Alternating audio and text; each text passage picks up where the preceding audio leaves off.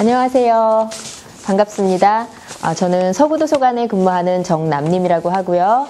여러분들 오늘 신화와 역사가 숨쉬는 산을 오르다 저희 서구도서관에서 준비한 길이의 인문학 두 번째 강연 시간입니다. 오늘 강연을 해주실 고운기 교수님 소개시켜 드립니다. 현재 한양대학교 문화콘텐츠학과 교수이기도 하면서 주로 한국과 동아시아의 신화와 문학에 대한 것들을 전문적으로 연구하시는 분이시라서요. 오늘 여러분들에게 여러분들 눈높이에 더 알맞게 재미있게 신화와 관련해서 오늘 시간 고구려 신화와 관련된 강연 있으실 거예요.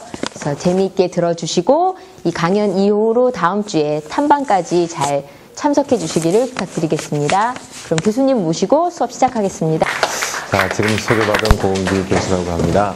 오늘 여러분들 받은 책에 보면, 교재에 보면은 주몽 이야기가 거기 실려 있어요. 주몽, 고주몽. 고구려를 세운 주몽 이야기가 실려 있는데, 오늘 여러분들한테 제가 하려고 하는 얘기는 주몽 얘기가 아니고 당군 할아버지 얘기예요. 왜 바꿨냐면 여러분들이 다음번에 강화도로 답사를 간다고 그래서 그러면 고구려도 좋지만 오히려 당군 할아버지 얘기를 듣고 가는 게 더 좋겠다 라고 해서 오늘 얘기는 바꿨어요. 대신에 거기 실려있는 주몽 이야기는 여러분들이 각자 한번 읽어보세요. 그러니까 2배로 공부를 하는 거야. 선생님이 한 번 와가지고. 그렇죠? 여기 앞을 보세요. 책 볼 거 없어. 책 볼 필요 없어. 내가 얘기하는 것만 들으세요. 앞에 있는 이 화면을 보면서 꼭 여기는 꼭 가보세요 하고 내가 오늘 추천하고 가서 이걸 꼭 봐야 됩니다 라고 하는 얘기를 먼저 해주려고 그래요. 이 당군신화 얘기하기 전에. 이 뭐야? 군밤이지. 강화도에 가면 전등사라는 아주 훌륭한 절이 있어요. 아마 거기 가겠죠? 안 가겠나요? 지나만 가지 내리진 않아요. 내리진 않아요? 저희가 아쉽다. 고려산을 가기 때문에. 고려산이 목적이라서 그렇구나. 그럼 더 잘 됐어요. 여기는 못 가보니까 사진으로 오늘 봐요. 그 전등사라고 하는 아주 유명한 절이 있어요. 강화도에 가면 거기 그 전등사 올라가는 입구에 이렇게 지금 가면 군밤을 구워서 파는 아저씨가 있어. 할머니하고 참 맛있어요. 고려산 입구에도 있으려나? 고려산 입구에는 없을 것 같은데요. 아쉽네. 다음에 전등사 갈 때 이 군밤 꼭 좀 먹어요. 맛있어요. 우리 친구들이 이렇게 여행을 간다든지 답사를 간다든지 이럴 때 가서 뭔가를 보고 공부하는 것도 중요하지만 뭘 사먹는 것도 중요해요. 사먹는 것도 공부야. 뭐 먹는 게 왜 공부예요? 라고 할지 모르지만요. 세상에 제일 좋은 공부 중에 하나가 사먹는 거야. 그러니까 뭐가 있는지 보는 것 중에 먹는 거, 입는 거, 자는 거 이게 제일 기본이에요. 사람이. 그래서 자기 동네에서는 보지 못했던 거를 보고 자기 동네에서는 먹지 못했던 것을 먹어보고 그것처럼 중요한 공부가 없어요. 그러니까 답사 가서 야 밥 먹자. 이거는 그냥 배고프니까 한 끼 먹자가 아니야. 그것도 공부예요. 그러면 사람들이 다른 동네 사람들은 어떻게 사는지 그걸 가서 보게 되는 거예요. 그렇게 되면은 우리하고 비슷하지 물론. 비슷하지만 그래도 또 좀 다른 게 있어. 그 다른 걸 보고 오면요. 아, 세상은 내가 살고 있는 우리 집, 우리 동네만이 아닌 다른 게 있구나. 그 세상은 그렇게 넓구나. 그걸 보고 오는 거예요. 그게 제일 큰 공부예요. 나중에 가면 군밤 한번 사서 먹으세요. 맛있어요.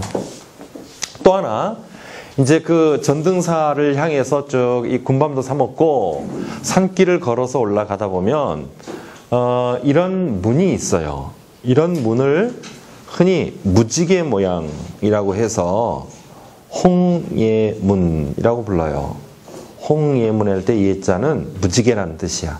그러니까 무지개 모양으로 이렇게 그 문을 만들어 놓은 거예요. 이 문을 단군 할아버지의 아들들이 와서 만들었대요. 단군 할아버지 아들들이. 그런데 여러분 알다시피 강화도에 가면 그 만이산이라고 하는 산이 있잖아요. 만이산 정상에 단군 할아버지가 와서 제사를 지냈다는 곳을 뭐라고 부르죠? 맞춘 학생은 다른 학생한테 먼저 기회를 줄게. 앞에 학생. 첨성대. 비슷했는데. 옆에 학생.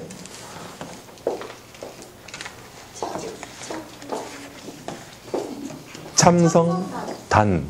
네? 참성단. 정답. 잘 쳤어요. 첨성단이 아니고 참성단이야. 참성단. 잘 맞추네. 그래서 거기 와서 단군 할아버지가 사셨대요. 그리고 그 단군 할아버지의 아들들이 이 성을 또 만들고, 그래서 이게 단군성이라고도 불러요. 이 성을. 그래서 이상하게도 강화도에 가면은 이곳 저곳에 단군 할아버지하고 관련된 유적지가 이렇게 남아 있어요. 진짜 단군 할아버지 아들들이 쌓았는지 어쨌는지는 나는 잘 모르겠어. 그래서 우리가 이걸 전설이라고 그러고 신화라고 해요. 전혀 근거가 없는 건 아닐 거예요. 그러나 어쨌건 뭐 역사적으로 남아있는 기록이 있는 건 아니지만 사람들의 입에서 입으로 전해져 내려오는 전설에 따르면 이 성을 단군 할아버지의 아들들이 쌓았대. 근데 우리나라 한반도, 우리나라의 이 지도를 보면은요, 강화도가 제일 가운데예요. 우리 한반도를 전체로 놓고 봤을 때 가장 중심이야. 약간 서쪽으로 치우쳐 있지만. 그래서 묘하게도 강화도에는 많은 신화와 전설들이 그 작은 섬인데도 전해져 내려와요. 또 한 가지, 그 전등사라고 하는 절을 딱 지나서 올라가면은 이런 건물이 보이는데, 이 건물이 마치 왕궁처럼 생겼어요.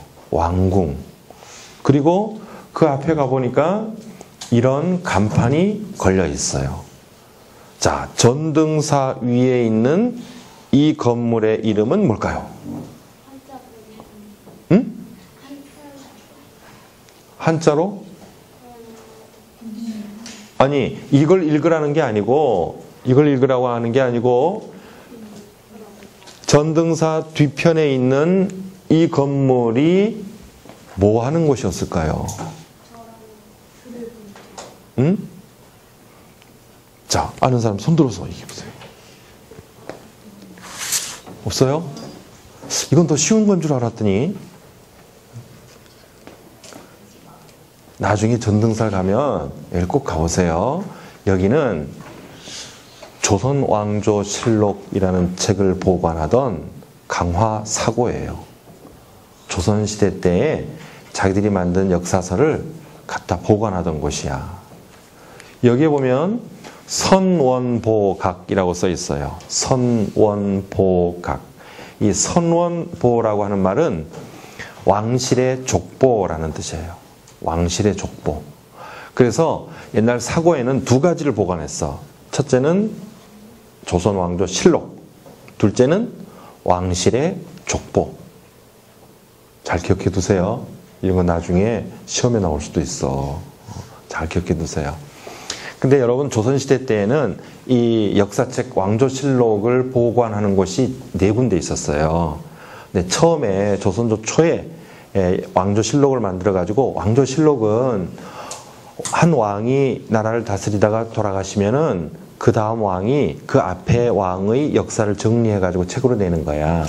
예를 들어서 태조, 조선을 세웠던 임금은 태조죠. 이성계야. 그건 태조실록.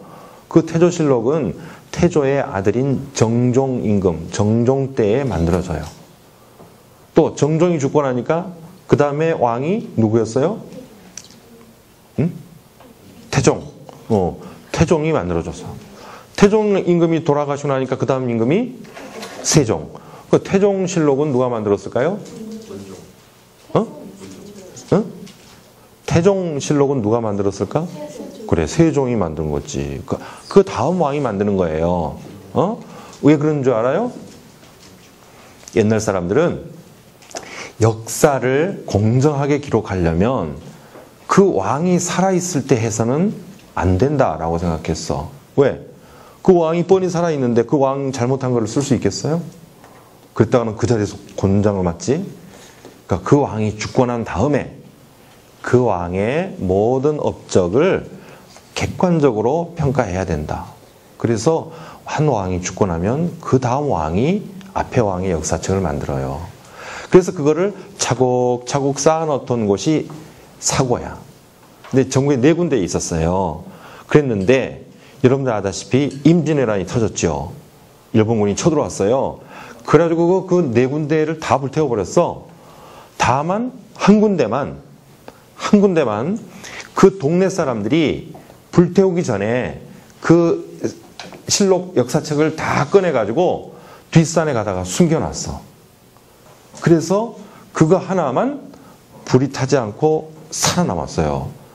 그래가지고 그걸 가지고 다시 책을 찍어가지고서는 이번에는 깊은 산중에다가 또는 섬에다 갖다가 보관하자. 그래가지고 그 4군데 중에 한 군데가 강화도가 된 거예요. 그래서 이 강화 사고가 그렇게 해서 생겨났어. 이렇게 강화도는 뭔가 역사하고 관련된 것들이 참 많아요. 특히 이제 오늘 제가 얘기하려고 하는 삼국유사하고 관련해서는 여러분들이 잘 알다시피 몽고가 쳐들어왔을 때 개성에 있던 수도를 강화도에다가 옮긴 적도 있죠. 그래서 강화도에 가면은 평화전망대라고 있어요. 거기 갑니까? 이번에 아닌가요? 오로지 고려산입니까? 예. 안 가는 곳이니까 잘 보세요. 가면 평화전망대라고 있는데 이 평화전망대에서 사실 저렇게 사진 찍으면 안 되는데 선생님이 몰래 찍은 거예요, 저거. 저게 뭐냐면 이게 이제 그 임진강이 흘러내려가고 여기가 북한이에요. 지금 여기 보이는 이 산이 개성 송악산이에요. 그러니까 요 산 밑에가 개성이 있어. 요 산 바로 뒤에가 그 무슨 공단? 개성공단이 있는 곳이에요. 그러니까 이 강물만 이것만 딱 건너면 여기가 지금 북한이에요. 여기가. 그리고 여기서 불과 얼마 안 된 거리에 송악산이 있어요. 개성이 있어. 그러니까 개성에서 강화도로 오려면 별로 멀질 않아요. 먼 거리가 아니야. 그러나 몽고군들은 육지에서는 잘 싸우지만 말 타고 바다에서는 잘 못 싸운다. 그래서 이렇게 바다가 있는 이 강물이 이렇게 넓게 흐르는 여기를 건너와 가지고 강화도에다가 임시 수도를 정해서 몽고군하고 싸웠던 곳, 그것이 또 강화도예요. 또 여러분들 잘 알다시피 우리나라가 근대화되는 과정에서 서양 사람들이 와서 자꾸 야 우리 같이 외교관계 맺자 해도 처음엔 다 거부했죠. 거절하다가 결국은 일본과 조약을 맺으면서 문호를 개방하게 되는데 그 조약을 맺은 곳이 바로 또 강화도예요. 그래서 강화도 조약 그렇게 얘기를 하죠. 강화도라고 하는 데가 단군 조선부터 시작해가지고 우리 최근세에 이르기까지 참 묘한 역사적 풍파를 많이 겪은 곳이고 그래서 역사적 유적이 많은 곳이에요. 이번에 여러분들은 이제 고려산을 가보지만요. 그 고려산에서 내가 그 사진을 가져왔나? 안 가져왔나? 안 가져왔구나. 고려산에서요. 보면은 강화도 전체가 전반적으로 쫙 보일 거예요. 그리고 바다까지. 이번에 가서 잘 보고 오세요. 자, 오늘 근데 이제 얘기하려고 하는 이 지도를 한번 잘 보세요. 얘기의 주인공은 이제 단군 신화인데 이 단군 신화의 주인공인 단군 할아버지가 제일 처음 단군 신화는 여기 있는 이 백두산이 처음 무대거든. 환웅, 단군의 아버지인 환웅이 하늘에서 내려오고 거기서 곰처녀를 만나고 단군을 낳고 하는 그런 과정이 다 이제 여기를 무대로 하고 있어요. 백두산을. 그런데 그 다음 시간이 흐르면서 단군 할아버지가 내려왔다는 데가 묘향산이라고 얘기하는 자료들이 나오기 시작을 했어요. 이 묘향산이라고 보이죠? 지금의 북한 평양에서부터 더 북쪽에 있는 산이에요. 그런데 또 조금 더 지나면은요, 여기 구월산이라고 하는 얘기도 또 나와요. 이 구월산은 황해도에 있는 산이에요. 그런가 하면 아까 우리가 봤듯이 만이산. 그러니까 이 강화도가 이제 무대가 또 돼요. 그 아들들이 성도 쌓았다라고 얘기를 하고, 그리고 성문도 남아있어. 자, 그렇다면 단군 신화가, 단군 할아버지의 이야기가 저 북쪽 백두산에서부터 점점 남쪽으로 내려오는 걸 볼 수 있을 거야. 그렇죠. 그런데 이 만이산 아래로는 이제 없어요. 요 만이산까지만이야. 여기까지만 단군 신화가 전승이 되고 있어요. 그러면 이제 마지막 퀴즈. 이번엔 내가 두 가지를 제시할 거예요. 그러면 어떤 게 맞다? 그만 얘기해 주면 돼. 첫 번째 학생이 바로 맞춰버리면 좋지만 첫 번째 학생이 틀리면 당연히 답은 이쪽이겠죠. 그럼 누가 먼저 손을 드느냐야. 정신 바짝 차리고 보세요. 자, 단군 신화가 그 무대가 백두산 저 북쪽으로부터 묘양산, 구월산, 만이산으로 이렇게 내려온 것이 첫째, 그러면 단군 할아버지가 그렇게 내려오신 걸까요? 둘째, 단군 할아버지의 이야기를 알고 있는 사람들이 이주를 한 걸까요? 단군 할아버지의 이야기를 알고 있는 사람들이 그래, 맞췄어. 정답이야. 너무 잘 맞췄어. 이건 진짜 중요한 문제야. 이건 대학생들이나 겨우 배우는 얘기야. 그걸 지금 우리 초등학생, 중고등학생들이 지금 얘기를 하고 있는데 어쩌면 그렇게 한마디에 탁 알아들어 버릴까 그래? 단군 할아버지가 이주한 게 아니에요. 그 단군 할아버지를 믿는 사람들이 점차 남쪽으로 내려온 거예요. 그렇게 이주하는 거에 따라서 백두산의 밑에서 살던 사람들이 여기로 단군 할아버지가 내려오셨어 라고 말하던 사람들이 더 남쪽으로 내려와가지고 묘향산 밑에 와서 살게 됐어. 물론 백두산 밑에 있는 사람들은 또 그대로 있는 거야. 근데 사람이 자꾸 늘어나니까 더 내려와요. 그리고 땅이 왠지 남쪽으로 가면 갈수록 더 좋아 보여. 실제로 그렇죠? 더 따뜻해지고. 그럼 묘향산으로 왔어. 그럼 묘향산으로 온 사람들이 웃기지 마. 여기가 오리지널리티야. 여기가 우리 진짜야. 그러면서 묘향산으로 내려왔어. 라고 말을 하기 시작을 해요. 그러다가 또 남쪽으로 더 내려와.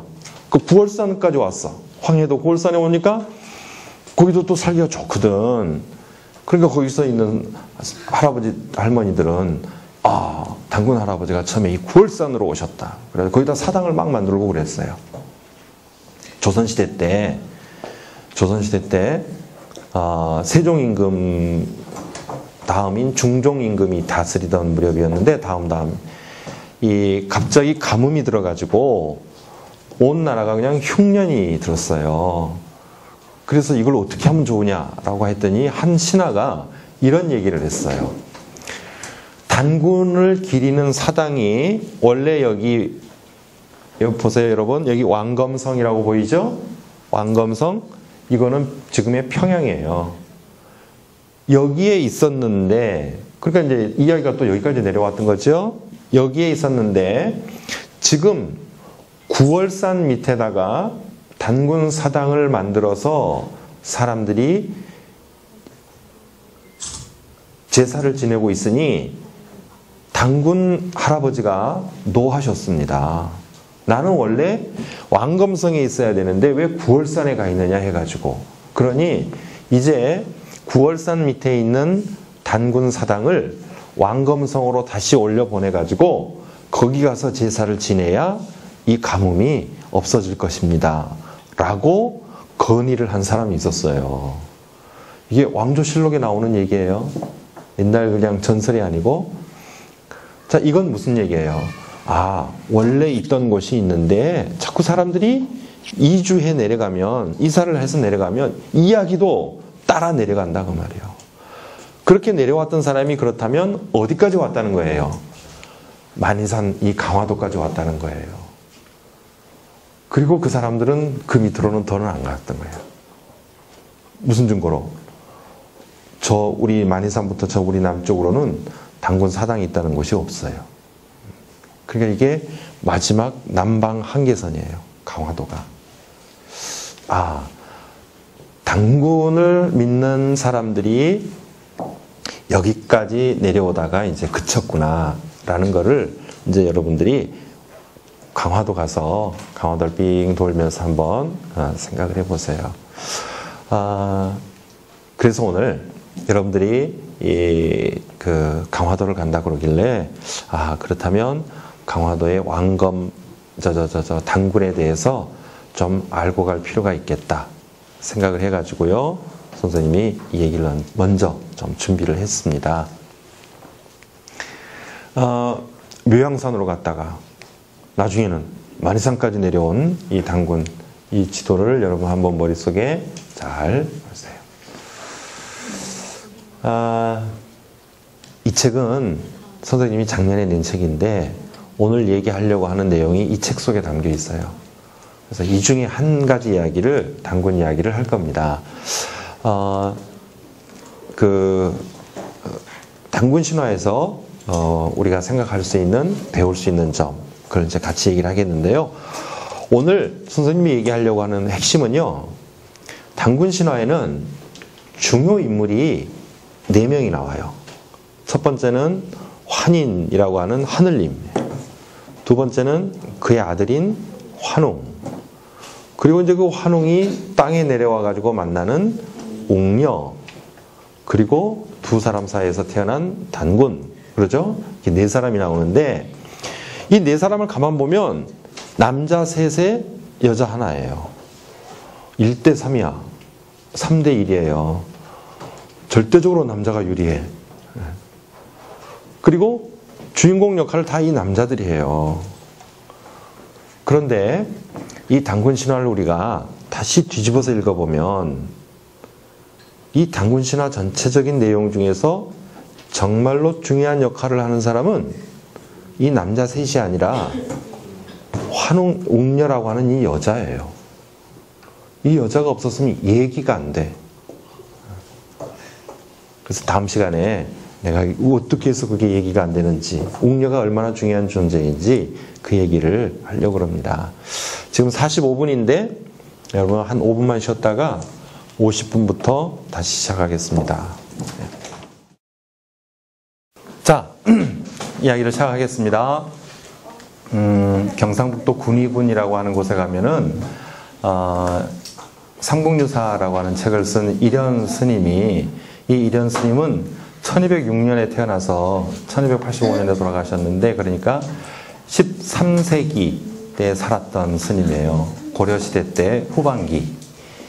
그분이 마지막 79세부터 돌아가시던 84세까지 5년간 거처하면서 삼국유사라고 하는 책을 썼어요. 인각사라는 절이 있는데, 그래서 이제 그걸 기념해서 그 절 위에 이런 공원이 하나 있어요. 일연공원이라고 해가지고요. 그래서 이 공원 안에 들어가 보면 여러분들이 잘 아는 호랑이와 곰이 이렇게 새겨져 있어. 단군 신화 때문에 그러겠죠? 호랑이와 곰이 와서 사람이 되게 해주세요 했다는 그 얘기 때문에 세워졌는데, 지금 여기 서 있는 이 여학생이 선생님 제자예요. 근데 그러니까 성인 여자란 말이야. 키가 작지 않은 여학생인데 이 키하고 한번 비교해 보세요. 굉장히 크게 하여튼 만들어 놨어요. 이제 단군 신화를 우리가 상징적으로 얘기할 때 첫째는 이 곰, 둘째는 호랑이, 이걸 꼭 집어넣죠. 그런데 여러분들도 잘 아시겠지만 단군 신화 속에서 곰이나 호랑이가 진짜로 곰, 호랑이는 아니에요. 곰이라고 하는 것으로 상징되는 어떤 것, 호랑이라고 해서 상징되는 어떤 것이에요. 아마도 곰을 신봉하는 어떤 부족일 거고요. 또 호랑이를 신봉하는 어떤 부족이에요. 근데 그 부족이 막강한 힘을 가지고 나타난 환웅의 부족과 우리 서로 친하게 지내자라고 찾아온 게 사람 되게 해주세요라는 사건으로 만들어진 거예요. 그래서 사실은 호랑이, 곰 이렇게 직접 이렇게 탁 만들어 놓으면 여러분들도 어렸을 때부터 얘기를 많이 들었을 텐데 진짜 호랑이, 진짜 곰인 줄 알게 돼. 그래서 이렇게 안 했으면 좋겠는데 다른 방법이 없으니까 지금 이렇게 해놓았지만요. 곰이변에서 사람이 됐다면 우리가 공원에 가서 동물공원 가가지고 곰을 보고서 우리가 할머니 그래야 될 거 아니야. 그건 아니다 하는 거. 그러나 어쨌건 이 신화 속에는 여러 가지 재밌는 이야기들이 많이 들어가 있는데 우리나라에도 건국 신화, 나라를 세우면서 만들어지는 신화예요. 그래 이제 고조선을 만들 때의 신화는 고조선 건국 신화, 고구려를 만들 때 만들어진 신화는 고구려 건국 신화 이렇게 얘기를 해요. 근데 우리나라의 삼국유사라고 하는 책 속에 보면 이런 건국 신화가 11개가 있어요. 11개. 더 많이 있었을 것 같은데 이제 다 사라지고 11개만 남아서 지금 전해져요. 근데 이 11개의 건국 신화를 크게 두 개로 나눠 보면 첫째는 북방 신화. 그러니까 북쪽 나라들이 중심이 되는 신화예요. 그러니까 고조선, 고구려 이런 나라들이에요. 근데 그런 북방 신화가 있고 또 하나는 남방 신화. 이건 이제 남쪽 신라라든지 가야라든지 이런 나라들의 신화가 있어요. 근데 이 두 개 신화가 특징이 있어. 딱 구분이 돼. 뭐냐면 북방 신화는 이야기의 대부분의 이야기가 그 신화의 주인공 얘기가 아니고 그 부모의 얘기예요. 근데 이 신화 주인공이 어떻게 해서 태어났는가 그 과정을 더 중요하게 여겨요. 그러니까 단군 신화에서도 여러분 아다시피 환웅이 이 땅에 내려와 가지고 신실을 만들고 나라를 다스리려고 하는데 곰과 호랑이가 나타나서 사람 되게 해주세요 해가지고 굴에서 뭐 어쩌고저쩌고 했다. 근데 그 중에 곰만 사람이 돼서 웅녀가 됐다. 그 두 사람이 결혼해서 단군을 낳았다. 거기까지야. 그러고서 그 뒤에 그냥 단군이 했던 일은 나라를 세워서 조선이라고 했다. 이것만 짤막하게 나오고 말아요. 그러니까 이야기의 중심이 그 부모들한테 가 있어요. 그게 우리 북방신화의 특징이에요. 그런데 반대로 이 남방신화는 그 주인공 시조가 되는 그 주인공의 부모가 누군지는 안 밝혀요. 밝히더라도 아주 간단하게 얘기하고 말아요. 그냥 하늘에서 뚝 떨어져. 그 박혁거세, 신라를 세웠는데 박혁거세, 여기가 지금 계림, 경주 계림이라고 하는 곳에 있는 나정이라고 하는 곳이죠. 이 숲으로 뚝 떨어졌어요. 뭐가? 알이 뚝 떨어졌어요.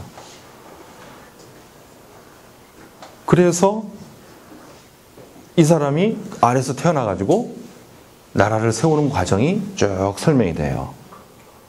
그게 남방신화예요. 근데 반대로 북방신화에는 알로 태어나는 게 아니라 정식 사람으로 하늘에서 쫙 내려오거나 아니면은 그 하늘에서 내려온 부모를 두고 아버지를 두고 정상적으로 사람으로 태어나는 거예요. 이 두 가지가 서로 차이가 있어요. 그러니까 북방신화는 부모 이야기가 중심이면서 그냥 사람으로 태어나고 남방신화는 부모 이야기는 없고 알로 태어나요. 이 두 가지가 딱 나눠져. 그러면 이렇게 나눠지는 이 까닭이 뭘까? 이건 바로 북방신화를 가지고 있는 민족들과 남방신화를 가지고 있는 민족들의 출신지가 다르다는 거야. 우리는 지금 한반도에서 한민족, 그러면서 우리가 하나의 민족으로 단일 민족이라고 하면서 이렇게 살아가고 있지만 우리 신화를 잘 보면은 우리가 이게 한민족이 아니야. 저 북쪽에서 내려온 족속들하고 남쪽 바다를 건너온 족속들이 섞여 있어요. 세월이 너무 흘러가지고 이제는 그게 구분이 안 돼. 이제는 그냥 한민족이 정말로 됐어요. 두 사람이 섞여가지고. 그러나 그 출신 근원을 따라서 올라가다 보면 서로 차이점이 있고 서로 온 곳이 다르다 하는 것이에요. 그래서 우리 한반도에 살고 있는 우리 한민족은 그렇게 북쪽에서 온 북방적인 기질과 남쪽 바다를 건너온 그 바다를 건너온 사람들의 기질이 섞여 있어요. 근데 우리 신화 속에서 그렇게 섞여 있는 사람이 하나 또 있어. 분명히 북방 출신인데 남방적인 성격도 같이 가지고 있는 사람이야. 다시 얘기하면 조금 전에 여러분 제가 얘기했죠? 특징. 북방신화의 특징은 부모 얘기는 짤막하고 자기 얘기가 더 북방신화는 부모 얘기가 중심이고 자기 얘기는 짤막하다. 남방신화는 자기 얘기가 중심인데 그 중에서 특징이 알로 태어난다. 그러면 부모 얘기도 많고 태어나기도 알로 태어난 사람은 누굴까요? 자, 아까 맞췄던 사람은 빼고 안 맞춘 사람, 아까 안 맞췄지? 네. 누구? 주몽. 그래, 주몽이야, 주몽. 고구려를 세운 주몽은 자기 부모가 누구다 하는 얘기가 자세하게도 나오고 나중에 태어날 때 어떻게 태어나요? 엄마가 아이를 낳는다고 나왔는데 알을 낳았잖아요. 그 알을 낳으니까 아니 이게 뭐야 하고선 갖다 버렸단 말이에요. 버렸더니 짐승들도 그걸 피해가고 새들이 날아와서 탁 덮어주고 그래서 야 이거 이상하다. 그래서 다시 가지고 가가지고 이 엄마가 안방에서 잘 품었더니 거기서 주몽이 태어났대요. 이 두 가지가 합쳐 있어요. 주몽 이야기는. 그러니까 이 주몽이라고 하는 사람은 또 고구려의 건국신화는 근본적으로 북쪽에서 뿌리를 내려왔지만 거기에다가 남쪽의 요소도 같이 집어넣은 거예요. 두 가지가 섞여 있어요. 그렇게 두 가지가 섞여 있는 상태가 오늘날 우리 이야기가 된 거예요. 좋은 것만 좀 배웠으면 좋겠어요. 북쪽의 그런 북방인들의 그 강한 기질, 또 남쪽 사람들의 따뜻한 마음씨, 이런 것들이 좀 이렇게 섞여지면 진짜 좋지 않겠어요? 굳센 기상만 있으면요, 사람이 좀 거칠어. 인정도 없어. 또 이 남쪽이 인정 많은 것만 너무 좋아하면은요, 사람이 좀 약골이 돼. 무디어. 그러니 이 두 가지를 잘 합쳐가지고 성격이 강하면서도 인정이 많은, 그러면 그게 100% 아니겠어요? 우리나라 사람이 그런 사람들이야. 자랑스럽지. 그래서 자랑스러운 거예요. 자, 그런 얘기를 해놓고요. 그리고 이제 바로 단군신화로 넘어가겠는데, 이 표를 잘 보세요. 이 표를 잘 보면 단군신화 전체가 딱 이해가 돼요. 여러분들이 알고 있는 단군신화 이야기를 머릿속에 한번 떠올려 보세요. 삼국유사에 보면 단군신화가 실려 있는데 이렇게 분석이 될 수가 있어요. 서, 본, 결, 서론, 본론, 결론으로 이루어져 있다. 그리고 이 서론과 결론에 나오는 이 책들은, 인용한 이 책들은 중국 책들이에요. 그 중국 책에도 우리 단군 얘기가 실려 있어. 아주 간단하지만. 그렇게 해놓고 본론에 단군 신화의 몸통을 실었는데 그 이야기는 고기라고 하는 우리나라 책이에요. 고려시대 초기에 만들어졌던 우리나라 책에서 가져왔어요. 그러면 이제 이련이라고 하는 사람은요, 아주 머리가 좋은 사람이었어요. 이야기를 할 때 또 그냥 본론부터 얘기를 하는 게 아니라 서론을 먼저 한마디 쫙 해놓고 그 다음에 본론을 더 얘기하고 마지막에 결론을 쫙 맺어요. 아주 논리정연하게 글을 써요. 그러면서 이게 진짜다 라고 믿게 하려고 이 서론과 결론에다가는 중국 책을 갖다가 딱 인용을 해주고 가운데 본론에다가는 우리 거를 얘기를 해요. 아주 머리가 좋은 사람이었어요. 이게 얼만큼 더 머리가 좋은지 분석해 보려면 여러분들이 조금 더 크고 난 다음에 나중에 대학에 오면 혹시 한양대학교에 오면 선생님하고 다시 한번 공부를 하자고요. 자, 이렇게 나눠져 있는데 바로 이 중간이 이 단군신화의 몸통이다 라고 하는 거. 근데 그 몸통이 어떤 식으로 이루어져 있는지 한번 보도록 하십시다. 여기에도 보면 본론도 이제 다시 이렇게 나눠진다고 했는데요. 환웅이 내려왔어요.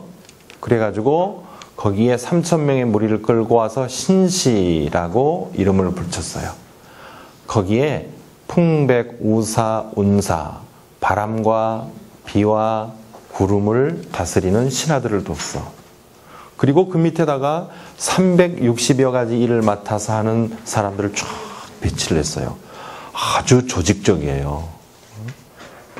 부하들을 이런 식으로 해가지고 신시라고 해서 했어. 그래가지고서는 세상에 있으면서 교화를 베풀었대요. 자, 그런데 그때, 바로 그때 곰 한 마리와 호랑이 한 마리가 찾아왔죠. 그래서 우리를 사람이 되게 해주세요 라고 얘기를 했어요. 그랬더니 마늘과 쑥을 주면서 이것을 먹고 100일간 햇빛을 보지 말아라 라고 얘기를 했어요. 그러면 사람이 될 거야 라고 했죠. 그랬는데 곰은 그걸 잘 지켰어요. 호랑이는 못 지켰다. 뛰쳐나가 버렸다. 그래서 곰은 사람이 됐지만 호랑이는 사람이 못 됐다 라고 했는데요. 삼국유사를 잘 보면 처음에 이 환웅이 곰과 호랑이한테 내걸었던 조건이 며칠? 100일이에요. 그런데 실제로 곰이 사람이 되었던 것은 며칠? 21일이에요. 21일 만에 됐어요. 그러니까 100일 만에 됐다는 요즘 무슨 책에서 뭐 100일 만에 됐다 거짓말이야. 그렇지. 21일 만에 됐는데. 그 삼국유사에 이렇게 딱 써 있는데 왜 이런 현상이 벌어졌을까? 환웅이 곰이 너무 잘하니까 너무 잘하니까 79일을 깎아줬나? 디스카운트. 설마 그러진 않았겠지? 이건 여러분들 이해하기가 조금 어려운 부분이지만 그냥 내가 설명할 테니까 들어만 주세요. 여기서 나오는 100일이라든지 21일은 숫자 그거 자체로 의미는 없어요. 100일이나 21일이나 같은 뜻이에요. 무슨 말이냐면 이게 이른바 신화에서 말하는 완전 숫자예요. 완전 숫자. 어떤 일이 하나 이루어지는 데 있어서의 꼭 필요한 이거면 됐어 라고 하는 말을 할 때에 100일이라고도 그러고 21일이라고도 그래요. 또 49일이라고도 얘기해요. 그래서 옛날에는요, 요즘은 그런 게 없어졌는데 옛날에는 그 시골에서도 보면 아이가 태어나면은 7을 기준으로 해가지고 7의 배수로 나갈 때마다 매번 해주는 게 아니라 중간중간에 잔치를 해줬어요. 그러면 7의 3배가 며칠? 21일. 21일이 되면 조그만 잔치를 해줬어. 왜? 옛날에는 애들이 태어나가지고도 병에 걸리거나 해서 일찍 죽는 경우가 많았어요. 그래서 이름도 안 지어줘. 처음에는. 이름 지어줘봐야 죽어버리면 어떡해. 그래서 그냥 개똥이 쇠똥이라고 불러요. 그런데 21일이 됐어. 그런데 살아있다. 얘가 이제 한 고비를 넘겼다. 그래서 조그만 잔치를 해줘. 그 7일이 7번이 되면 49일. 49일째 되는 날 해줘요. 50일째 되는 날. 그리고 그거가 2번이 되면 100일. 요즘도 100일은 하죠. 애들 100일 잔치 해주잖아요. 그 다음에 1년. 1년이 되면 돌. 그러니까 그렇게 잔치를 해주는 것이 태어난 것에 대해서 축하하는 것도 의미도 있지만 태어나서 다행히 죽지 않고 살아있다라고 하는 걸 얘기하는 거예요. 그리고 특히 돌쯤 되면은 이제는 죽지 않겠다라는 생각을 하져요. 이제는 건강하게 살겠다. 그래서 돌잔치를 크게 해주고 이름도 지어주고 그래요.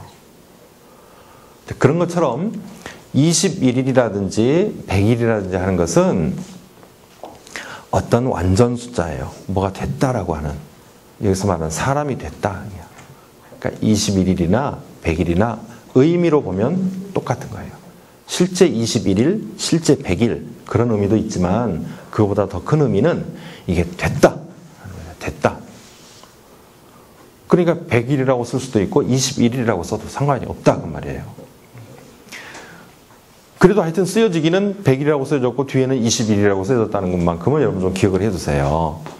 자, 그 다음에 웅녀가 혼인할 상대가 없기 때문에 신단수 아래서 또 와서 잉태해달라고 빌어요. 잉태하게 해달라고 하는 건 결혼하게 해주세요라고 하는 거잖아요. 그래서 환웅이 사람의 몸으로 샥 바뀌어가지고 곰천녀하고 결혼을 하고 거기서 단군을 낳았다. 그 얘기가 이제 그 다음 얘기예요. 자, 여기가 이제 본론의 본론이에요. 우리가 말하는 단군 신화예요. 우리 단군 신화가 다른 신화들하고 특히 다른 나라 신화들하고 다른 큰 특징이 몇 가지가 있는데 그 중에서도요, 하늘에서 내려온 하늘의 아들하고 곰이 사람으로 바뀌어가지고 그 사람과 결혼을 해서 아이를 낳았다. 이런 구조는 중국이나 일본에도 없어요. 참 묘하게도 우리만 가지고 있는 이야기야. 그러니까 소중한 거예요. 다른 나라에도 비슷한 게 있다고 그런다면 뭐 소중할 게 뭐 있어요. 그거 베낀 거지. 이건 베낀 게 아니다 그 말이에요. 그래서 이제 쭉 무슨 활동을 했는지를 정리를 해볼 수가 있는데 오늘 내가 여러분들한테 얘기하려고 하는 핵심이 이제부터예요. 지금 얘기는 여러분들이 다 아는 얘기죠? 하는 얘기인데 아까 첫 시간 끝나면서 내가 얘기를 했어요. 단군 신화는 오늘날 우리들이 읽어보면 표면적으로 남성 중심의 신화예요.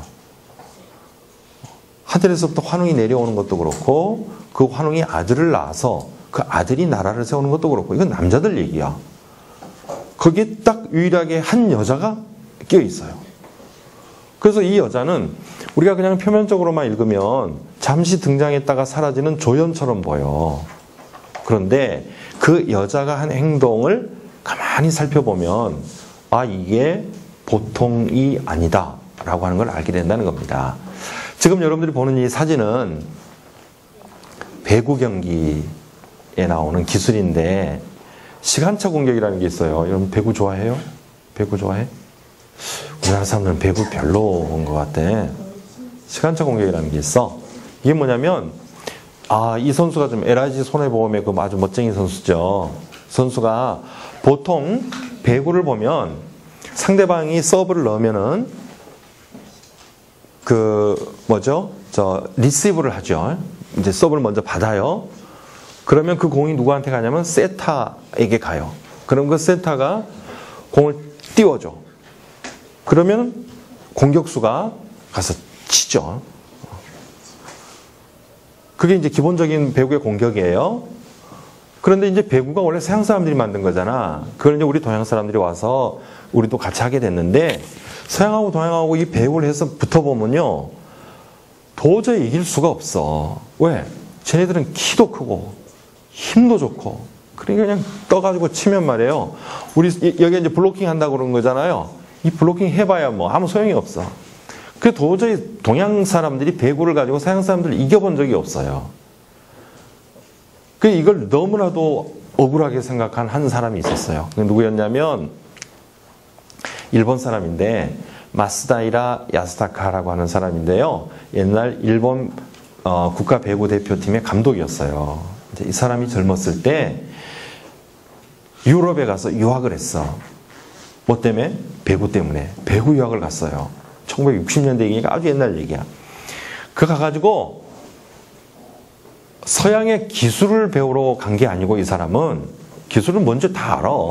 기술을 배우러 간 게 아니고 이런 서양 선수들을 동양 선수가 이기려면 어떻게 해야 되나를 연구하러 간 거야. 가서 연구를 해보니까는 얘네들을 이기려면 같이 힘 대 힘으로 맞붙어 갖고는 안 되겠다 라고 생각을 했어. 그럼 어떤 방법으로? 힘을 빼버려야 돼. 힘을 빼버려야 돼. 그래서 이 사람이 생각한 게 바로 시간차 공격이라고 하는 거예요. 지금 이 선수를 보세요. 이 선수가 지금 세터가 공격을 하라고 공을 이렇게 띄워줬어.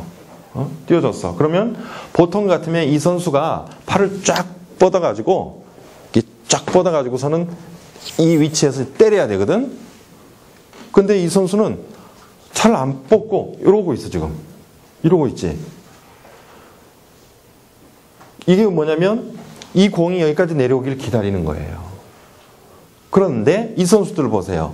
이미 이 선수들은 여기서 때릴 줄 알고 딱 준비를 하고 있는 거야. 블로킹 하려고.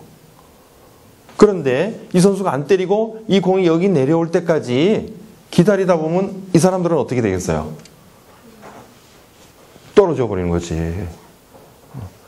떨어져 버리면 이 선수가 이쯤에서 톡 치는 거예요. 힘으로 치는 게 아니라 이렇게 기술로 쳐. 이게 시간차야.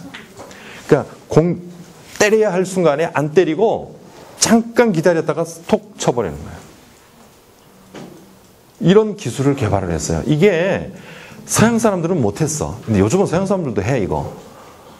서양 사람들은 못하고 일본이나 우리나라 같은 선수들이 이걸 잘했어요. 왜? 잽싸게 움직일 줄 아니까. 이게 반대의 경우도 있어요. 반대의 경우는 이렇게 토스를 해줄 때 이게 높게 해주는 게 아니라 요만큼만 해줘. 요 코트가 있는 바로 위까지, 이 정도만. 그 이 선수들은 벅 떠 있는데 공격수는 여기서 그냥 툭 때려버려요. 빨리 해버려요, 이거는. 그러니까 수비수들이 수비를 갖추기도 전에 빨리 해버리든지, 수비수들이 수비를 했다가 공격을 안 하니까 스스로 무너질 때 그때 하든지, 기다렸다가 하든지, 둘 중에 하나야. 그래서 그걸 시간차 공격이라고 해요. 이걸 해가지고 일본이 1972년 뮌헨 올림픽이라고 하는 데서 남자 배구가 금메달을 땄어요. 동양 선수가, 동양 팀이 올림픽에서 금메달을 땄던 게 이때가 처음이에요. 그런 기술을 이 마스다이라 야스타카라고 하는 사람이 개발을 해냈어. 그래서 했는데 내가 왜 이 얘기를 하느냐면, 그런 시간차 공격으로 친다면 원조가 있어. 시간차 공격의 원조. 그가 바로 웅녀야. 곰처녀예요. 어떻게 곰처녀가 시간차 공격을 했는지 한번 볼까요? 웅녀가 환웅 앞에 2번을 나타났어요. 2번 나타났어. 첫 번째는 사람 되게 해주세요라고 찾아왔을 때야. 그랬더니 환웅이 어떻게 했어요? 방법을 가르쳐 줬죠. 그래서 굴 속에 들어가서 그 사람이 돼서 나왔잖아. 그게 첫 번째 나타났을 때야. 그 다음 2번째 나타났을 때 언제예요? 사람이 되고 난 다음에, 그래서 여자의 몸이 되고 난 다음에 다시 환웅 앞에 나타나서 이제 결혼해 주세요 라고 얘기를 했어요. 앞에 첫 번째가 1단계라고 한다면 이거는 2단계야. 그런데 이 웅녀가 목표로 했던 최종 목표는 사람이 되는 것이었을까요? 단군을 낳는 것이었을까요?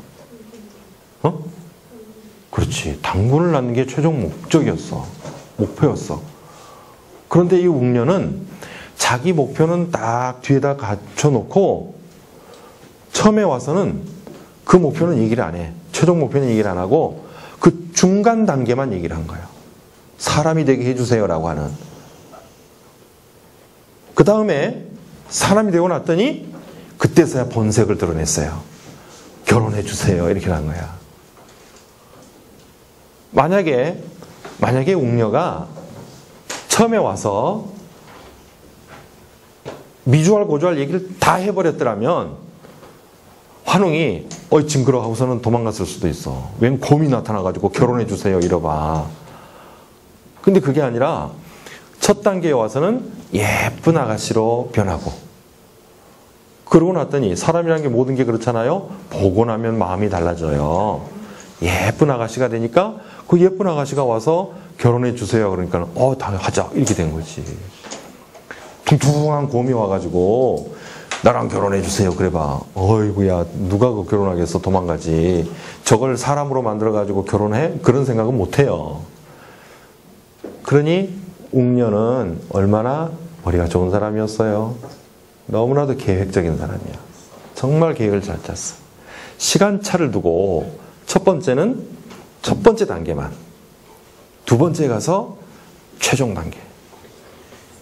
이게 웅녀가 가지고 있었던 참으로 뛰어난 부분이었습니다. 이런 할머니를 우리가 조상으로 두고 있으니까 얼마나 좋아요. 정말 좋은 할머니야. 영리한 할머니예요. 여러분들이 단군 신화에서 이제 진짜 배워야 될 거는 단군 할아버지가 나라를 세운 게 아니고요. 이 웅녀 할머니를 배워야 돼. 아니 나는 남자인데 어떻게 웅녀를 배워요? 그러면 남자 여자를 따지기 전에 사람의 그 지혜를 배워야 된다 그 말이에요. 일하는 순서를 배워야 돼요.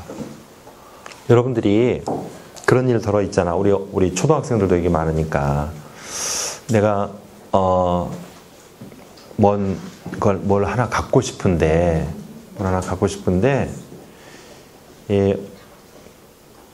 엄마한테 처음부터 그 얘기하면 대부분 거절당하는 수가 많아요. 근데 엄마한테 뭔가 감동적인 편지를 하나 써보내놓고 나서 엄마의 마음이 야들야들해졌을 때 엄마 이거 갖고 싶어요. 그러면 사줘요. 그렇죠? 그게 바로 웅녀전법이라는 거야. 그러니 앞으로 여러분들이 이 웅녀전법을 잘 쓰세요. 웅녀 할머니가 이미 했던 방법이란 말이요. 아셨죠?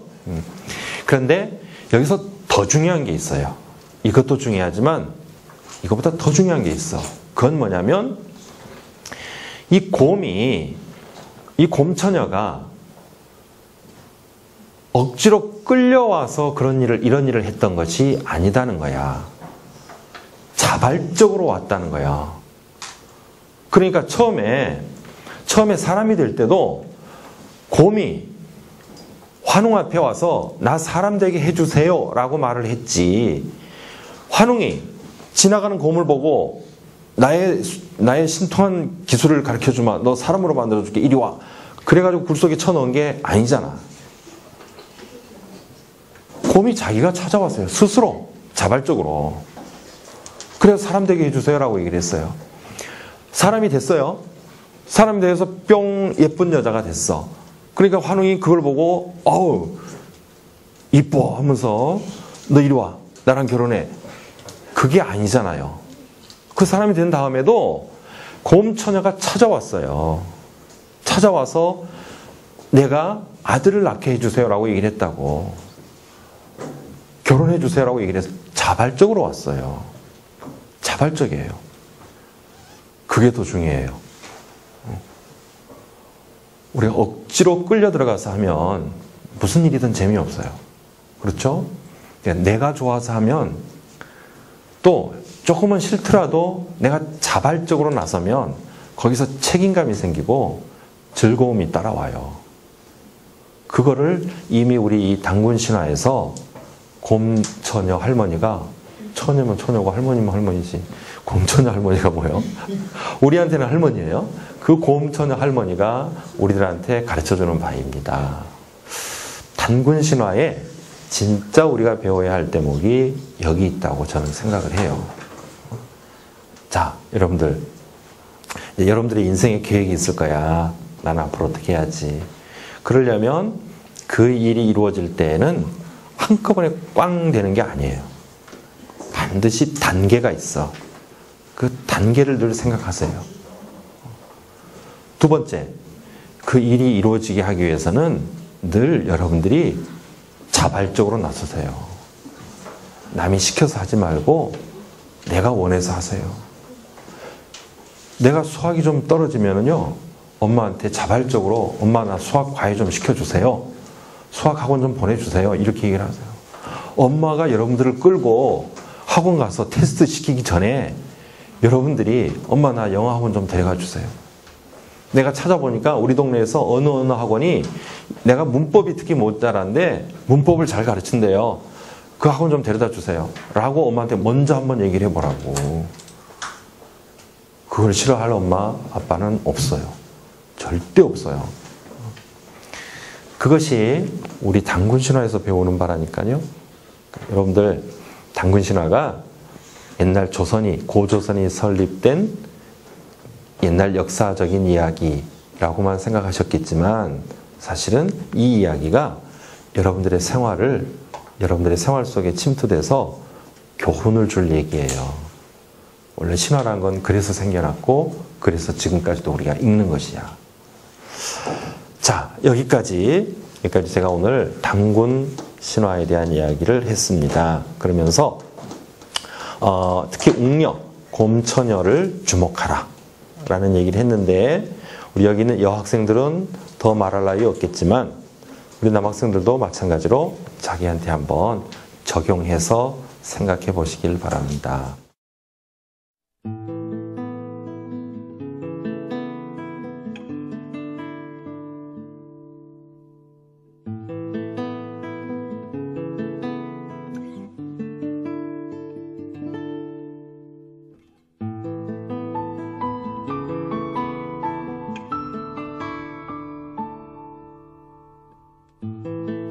여기가 그 홍릉이라는 곳이에요. 홍릉은 왕릉의 이름이잖아요. 세종대왕이 묻힌 곳은 영릉이라고 부르고, 뭐 그렇게 임금마다 그 릉의 이름이 있는데 여긴 홍릉이라고 하는 건데, 고려시대 고종임금이란 분의 그 릉. 그러니까 우리가 그냥 쉽게 말하면 무덤이죠. 무덤. 왜 고려시대 임금들의 무덤은 이렇게 작을까? 왜 작을까요? 왜 하필이면 이 높은 데까지 일부러 올라왔을까?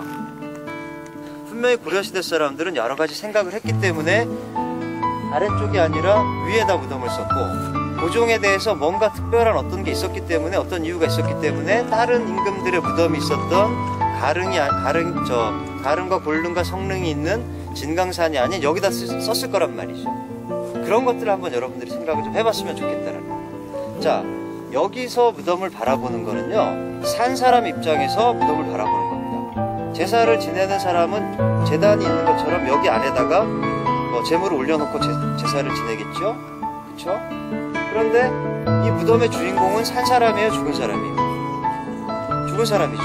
그러면 저희가 답사를 하고 뭔가를 본다 그럴 때는 죽은 사람의 시점에서 한번 이곳을 바라볼 필요는 없는가, 그 생각도 한번 해봐야 된다는 거죠.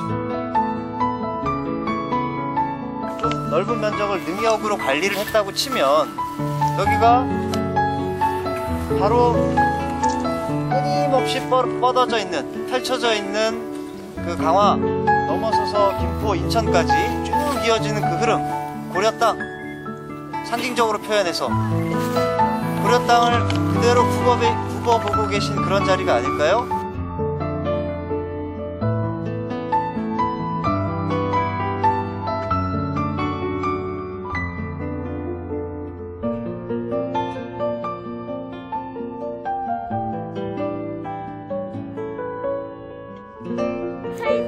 여기 고려산에도 이런 연못이 곳곳에 있었다는 전설이 여러 가지가 있는데, 그 중에 지금 현재 남아있는 건 이거밖에 없어요. 가운데는 동그랗게 생겼고 겉에 테두리는 네모나게 쌓는데, 네모나게 쌓은 거야 뭐 나중에 쌓았겠지만, 이 지금 쌓은 것만 갖고 시대가 언제다 이렇게 얘기할 수는 없겠지만, 어쨌든 여기에 샘물이 있고 그 연개소문이 여기서 말을 먹이면서 뭐 훈련을 했다, 뭐 그런 전설이 고려산 곳곳에 기슭에 있는데, 이제 그런 것과 연관돼 갖고 얘기가 전해져 내려오는 거예요. 근데 뭐 연개소문이 실제 여기서 태어났고 이런 건 아닌 것 같고, 그런지 왜 그런 전설이 여기 있을까는 또 한번 생각을 해봐야 될 문제이지만, 어쨌든 이제 그런 이 고려산에 이런 우물이 있었다는 거는, 연못이 있었다는 거는 말을 먹이든 사람이 먹던 뭔가 자연스럽게 사람들이 오가면서 옛날부터 있었다라는 그런 그 증거는 되겠죠.